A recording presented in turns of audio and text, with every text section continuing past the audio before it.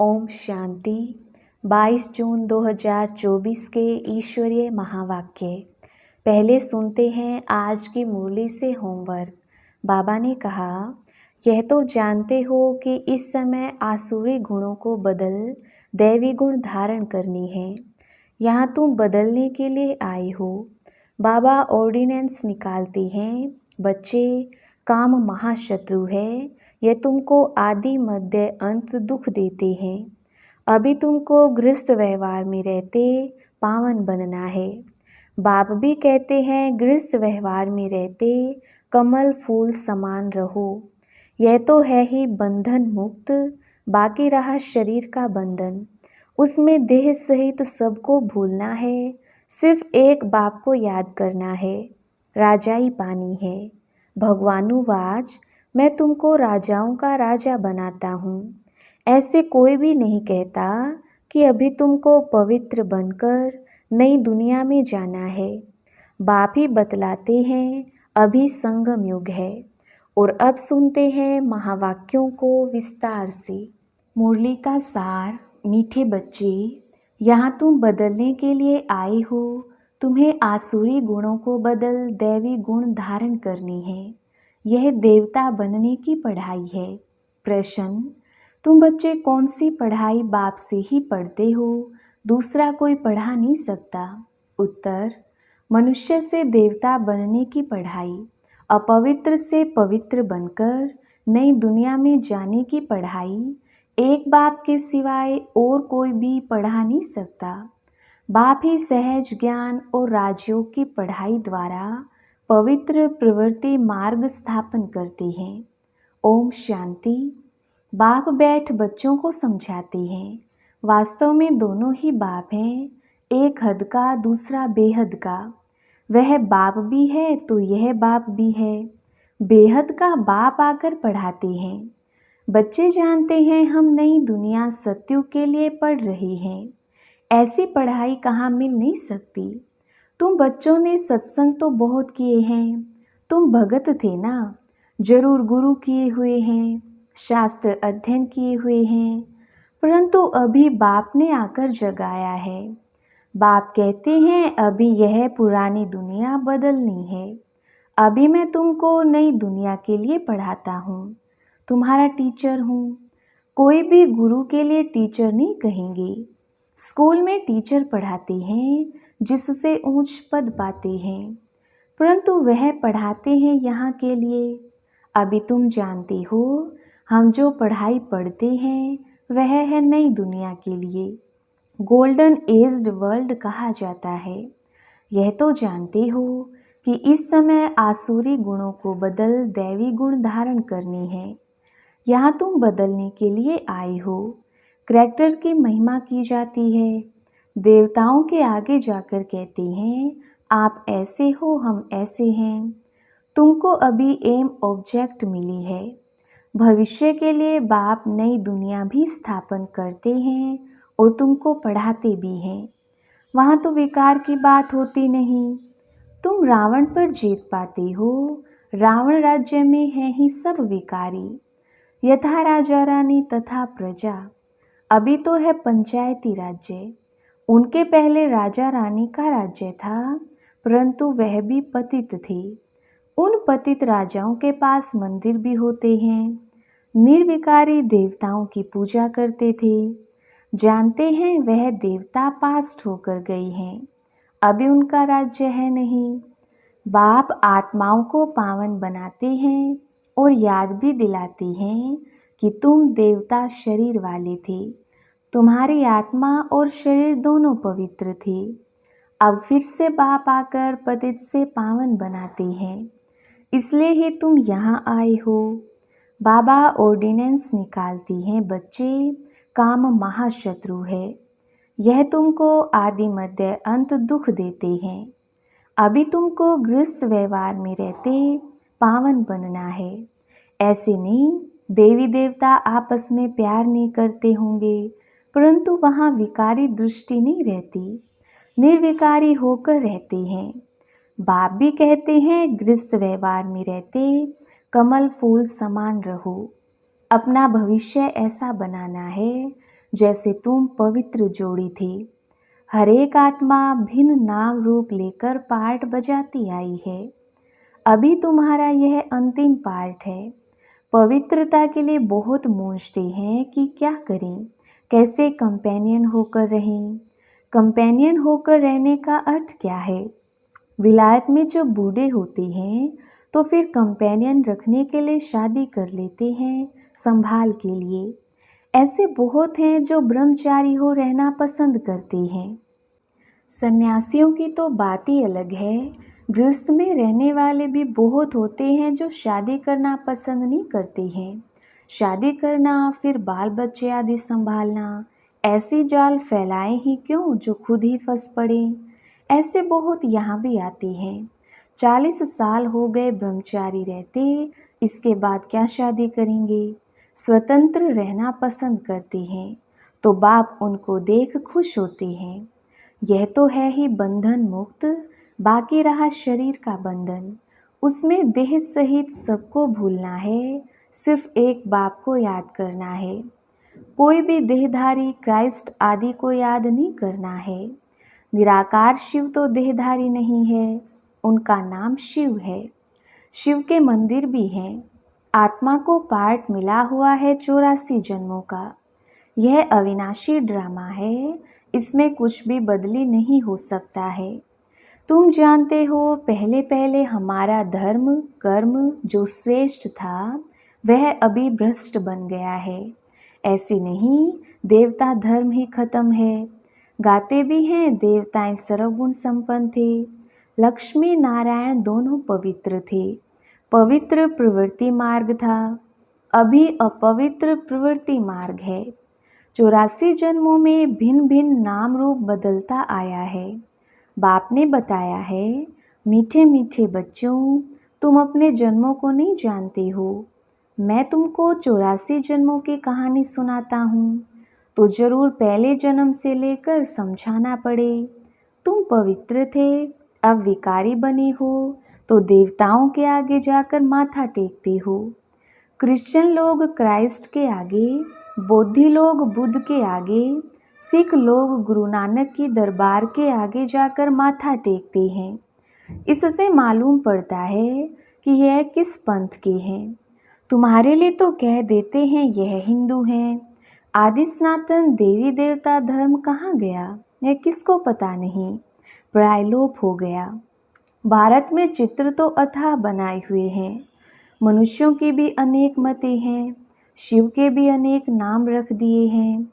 असल में उनका एक ही नाम शिव है। ऐसे भी नहीं, उसने पुनर्जन्म लिया है तब नाम फिरते जाते हैं। नहीं, मनुष्यों की अनेक मतें हैं तो अनेक नाम रखते हैं। श्रीनाथ द्वारे में जाओ तो वहाँ भी बैठे तो वही लक्ष्मी नारायण है। जगन्नाथ के मंदिर में भी मूर्ति वही है, नाम भिन्न भिन्न रखे हैं। जब तुम सूर्यवंशी थे तो पूजा आदि नहीं करते थे। तुम सारे विश्व पर राज्य करते थे, सुखी थे। श्रीमत पर श्रेष्ठ राज्य स्थापन किया था, उसको कहा जाता है सुख धाम। और कोई ऐसे नहीं कहेंगे कि हमको बाप पढ़ाते हैं, मनुष्य से देवता बनाते हैं। निशानी भी है, जरूर उन्हों का ही राज्य था। वहाँ किले आदि होते नहीं, किले आदि बनाते हैं सेफ्टी के लिए। इन देवी देवताओं के राज्य में किले आदि थे नहीं। दूसरा कोई चढ़ाई करने वाला होता नहीं। अभी तुम जानती हो, हम उसी देवी देवता धर्म में ट्रांसफ़र हो रहे हैं। उसके लिए तुम राज्यों की पढ़ाई पढ़ रही हो। राजाई पानी है। भगवान उवाच, मैं तुमको राजाओं का राजा बनाता हूँ। अभी तो कोई राजा रानी नहीं है। कितने लड़ाई झगड़े आदि होते रहते हैं। यह है कलयुग, आयरन एज्ड वर्ल्ड। तुम गोल्डन एज में थे, अभी फिर पुरुषोत्तम संगम युग पर खड़े हो। बाप तुमको पहले नंबर में ले जाने आए हैं, सबका कल्याण करते हैं। तुम जानते हो हमारा भी कल्याण होता है। पहले पहले हम जरूर सतयुग में आएंगे।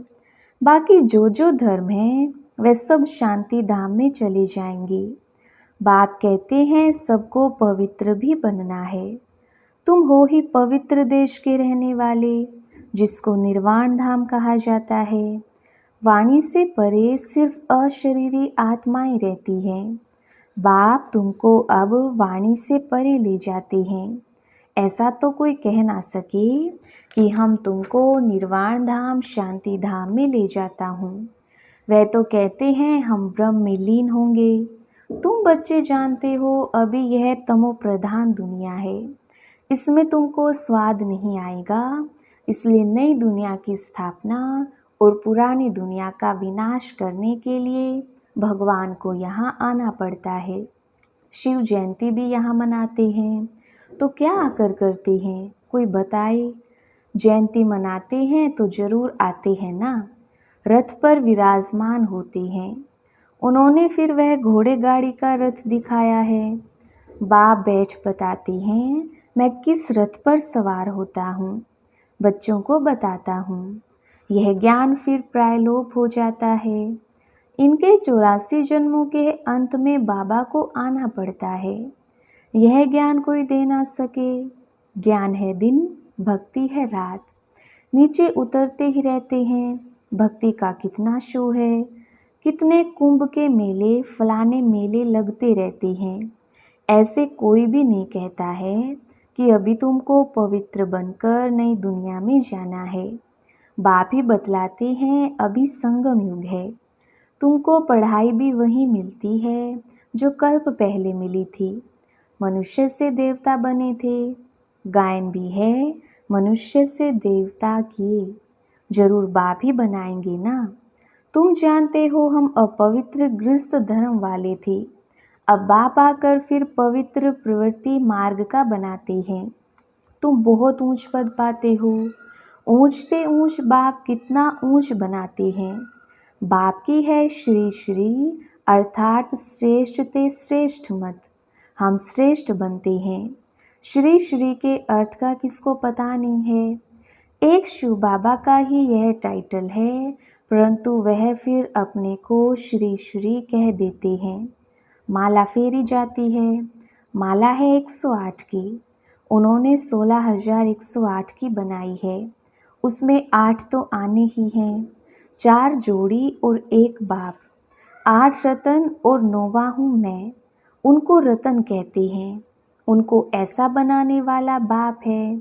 तुम बाप द्वारा पारस बुद्धि बनते हो। रंगून में एक तालाब है, कहते हैं उनमें स्नान करने से परियां बन जाती हैं।